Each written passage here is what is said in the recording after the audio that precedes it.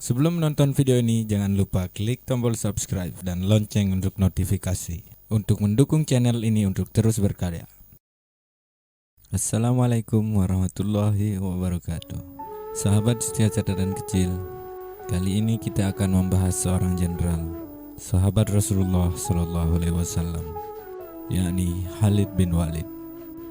Abu Sulaiman Khalid ibnu Walid ibnu Al-Mughirah Al-Makhzumi, atau juga dikenal dengan Saif Allah Al-Maslul. Selain dikenal sebagai sahabat Nabi, beliau juga dikenal karena taktik militernya dan kecakapan dalam bidang militer. Dia merupakan salah satu panglima perang yang tidak pernah kalah sepanjang karirnya. Selain menjadi pemimpin perang di masa Nabi Muhammad SAW, Khalid juga dipercaya menduduki posisi itu di masa kekhalifahan Abu Bakar Siddiq dan Umar bin Khattab. Sebelum itu, Khalid bin Walid adalah salah seorang penentang keras dakwah Rasulullah SAW. Berkat kecerdikannya pula, Rasulullah SAW dan pasukannya bisa dikalahkan dalam perang Uhud. Khalid bin Walid memeluk Islam pada tahun 8 Hijriah. Saat perjanjian Hudaybiyah berlangsung, pada mulanya saudaranya lah yang pertama kali memeluk Islam, yaitu Al-Walid bin Walid. Ia kemudian menulis surat untuk Khalid yang berbunyi, Bismillahirrahmanirrahim. Amma ba'd. Sesungguhnya aku tak menemukan sesuatu yang lebih mengherankan daripada jauhnya pikiranmu dari Islam. Engkau seorang yang cerdas, tak seorang pun yang tidak mengenal agama seperti Islam. Aku pernah ditanya suatu kali oleh Rasulullah SAW tentang dirimu. Beliau bertanya, mana Khalid? Aku menjawab, semoga Allah memberinya hidayah. Beliau bersabda lagi, orang seperti Khalid tidak mengenal Islam. Andaikan ia gunakan kehebatan dan ketangguhannya yang selama ini ia gunakan untuk yang lain, bersama kaum muslimin tentu akan lebih baik baginya. Bergegaslah wahai saudaraku untuk menjemput peluang-peluang kebaikan yang sempat luput darimu. Khalid pun segera menuju ke Madinah bersama dengan Utsman bin Talha dan Amr bin As untuk masuk Islam. Sesampainya di sana, ia bertemu dengan saudaranya yang mengatakan bahwa Rasul SAW telah mengetahui kedatangannya. Khalid pun masuk menemui Rasulullah SAW dan membaiatnya. Sejak saat itu, Rasul tidak pernah memberikan apapun kepada sahabat lainnya melebihi apa yang ia berikan kepada Khalid bin Walid. Rasul bersabda, jangan sakiti Khalid, karena sesungguhnya ia adalah pedang di antara pedang-pedang Allah yang dia hunuskan pada orang-orang kafir. Dalam perang Mu'tah, Khalid bin Walid mendapatkan pujian dari Rasul atas kecakapannya dalam berperang. Bendera perang dibawa oleh Zaid, lalu berperang hingga syahid. Kemudian bendera diambil oleh Ja'far dan berperang hingga syahid. Setelah itu bendera perang dibawa oleh pedang di antara pedang-pedangnya Allah, Saifullah, yakni Khalid bin Walid, hingga Allah memenangkan kaum muslimin. Di bawah kepemimpinan militernya, Jazirah Arab disatukan untuk pertama kali dalam satu entitas disebut kekhalifahan. Dia tidak pernah gagal dalam lebih dari 100 pertempuran termasuk melawan Bizantium, Sassaniyah serta sekutu-sekutu mereka termasuk suku Arab di luar kekuasaan khalifah. Pencapaian terbesar yang dia raih adalah penaklukan Arab selama perang Riddah, Persia Mesopotamia dan Romawi Suriah. Hanya dalam waktu 4 tahun, yakni pada 632 hingga 636, Khalid juga dikenang karena kemenangan pasukan muslim dalam perang Yamamah, Ulais, Firaz, serta keberhasilan taktiknya dalam perang Walaja dan Yarmouk. Meskipun sangat menginginkan mati syahid di medan pertempuran, Khalid bin Walid menghembuskan nafas terakhir di atas tempat tidur karena usia. Ada ucapannya yang dikenal sebelum meninggal, saya telah mengikuti perang ini dan itu, sampai-sampai pada tubuhku tidak ada tempat sejengkal pun melainkan terdapat bekas sayatan pedang, tusukan tombak, dan luka akibat terkena panah.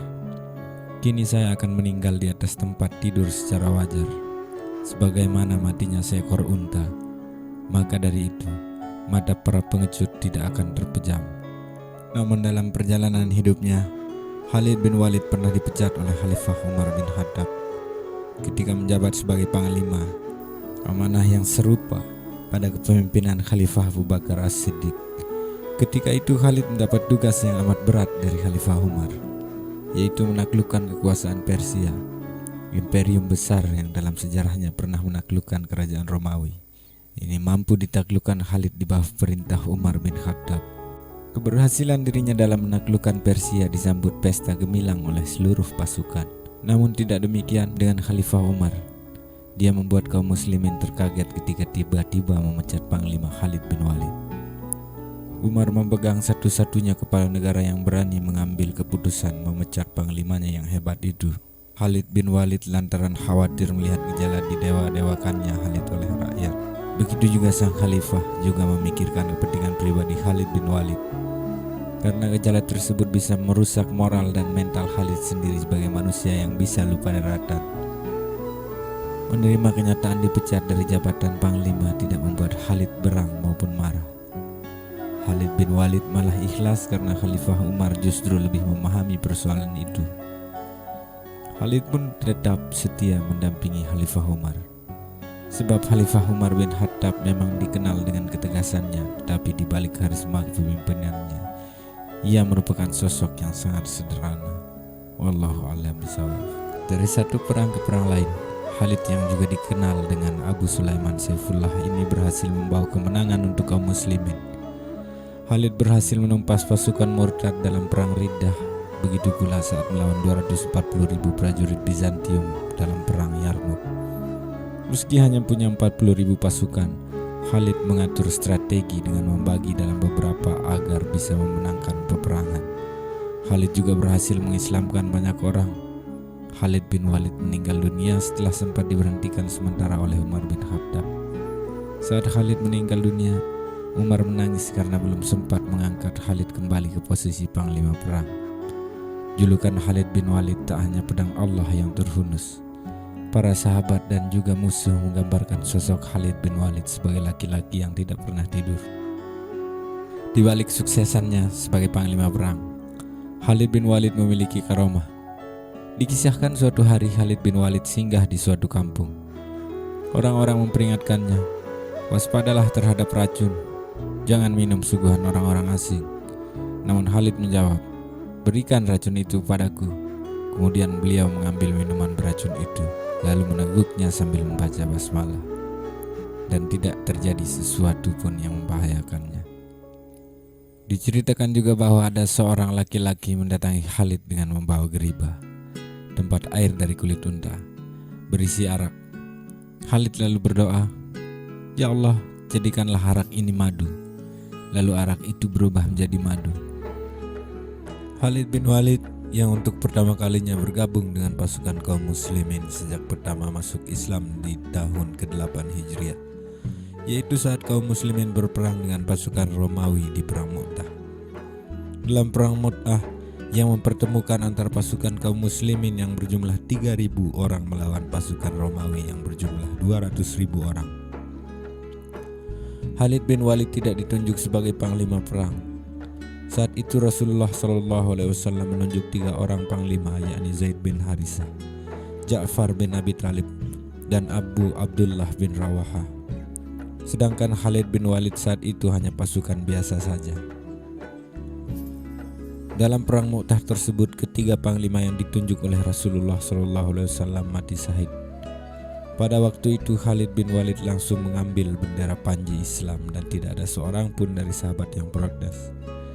Khalid bin Walid memang terkenal dengan kekuatannya dalam berperang. Dahulu sebelum masuk Islam, Khalid bin Walid adalah salah satu panglima terkuat yang dimiliki oleh kaum musyrikin.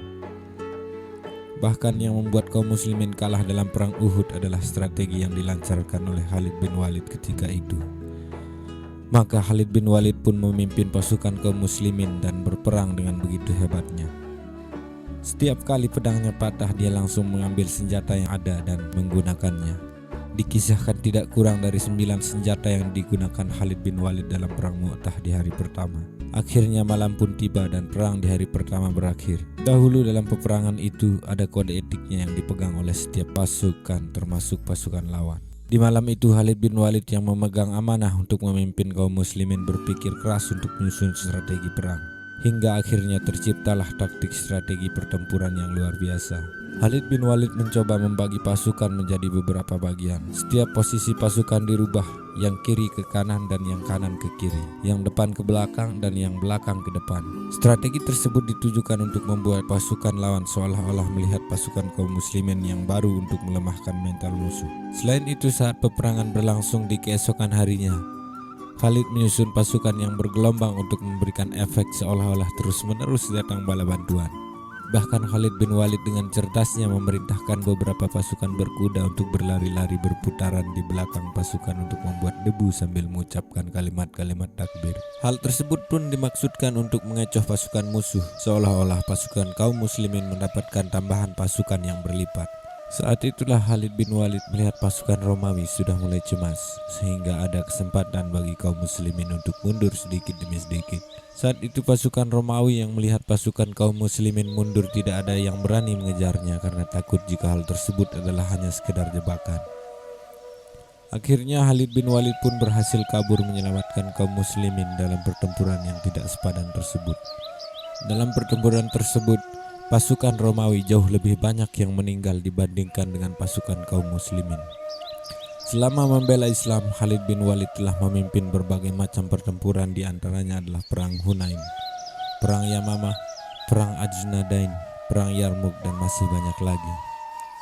Khalid bin Walid wafat pada tanggal 18 Ramadan 21 Hijriah atau tahun 642 Masehi.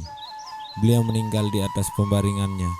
Tidak ada satu jengkal pun di tubuhnya kecuali ada bekas sayatan dan tusukan. Khalid bin Walid adalah pedang Allah SWT. Tentu saja pedang Allah tidak ada yang bisa mengalahkannya. Dia juga pernah menyatakan, malam saat aku dihadiahi seorang pengantin, atau malam ketika aku mendengar kabar gembira dengan lahirnya seorang anakku, semua tidak lebih aku sukai dibanding tatkala berada di tengah pasukan muhajirin pada malam yang dingin sedingin es, demi menunggu saat-saat untuk menyerang musuh esok paginya, sebagaimana dinukilkan dari kitab Al-Bidayah wa An-Nihayah dari Abdullah bin Umar radhiyallahu anhu. Dia menuturkan, pada zaman Nabi Muhammad SAW dahulu, kami tidak membandingkan seseorang dengan Abu Bakar, kemudian dengan Umar bin Khattab, lalu dengan Utsman bin Affan. Selebihnya kami tidak membanding-bandingkan keutamaan sahabat yang lainnya. Ini sebagaimana riwayat dari Imam Al-Bukhari. Dari Abu Al-Tufail, beliau bercerita ketika Rasulullah SAW menaklukkan kota Mekah, beliau mengutus Khalid bin Walid ke daerah Nakhlah, tempat keberadaan berhala Uzza. Akhirnya Khalid mendatangi Uzza. Ternyata Uzza adalah 3 buah pohon samurah. Ketiga buah pohon tersebut terletak di dalam sebuah rumah. Khalid pun lantas menebang ketiga buah pohon dan menghancurkan bangunan rumah tersebut. Setelah itu Khalid menghadap Nabi SAW dan melaporkan apa yang telah dia kerjakan. Komentar Nabi, kembalilah karena engkau belum berbuat apa-apa. Akhirnya ia kembali. Tatkala para juru kunci Uzza melihat kedatangan Khalid, mereka menatap ke arah gunung yang ada di dekat lokasi sambil berteriak, "Wahai Uzza, wahai Uzza." Khalid akhirnya mendatangi puncak gunung. Ternyata Uzza itu berbentuk perempuan telanjang yang mengurai rambutnya. Dia ketika itu sedang menuangkan debu ke atas kepalanya dengan menggunakan kedua telapak tangannya. Khalid pun menyabetkan pedang ke arah jin perempuan Uzza sehingga berhasil membunuhnya. Setelah itu Khalid kembali menemui Nabi dan melaporkan apa yang telah dia kerjakan. Komentar Nabi, nah itu baru Uzza. Hadis riwayat An-Nasai Sunan Kubro nomor 11547.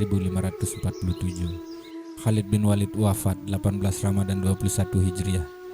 Umar bin Khattab memimpin salat jenazahnya. Dia berkata, para wanita Quraisy tidak harus menangisi kepergian Abu Sulaiman, Khalid bin Walid. Jangan lupa share, like, dan subscribe. Sampai jumpa di video berikutnya.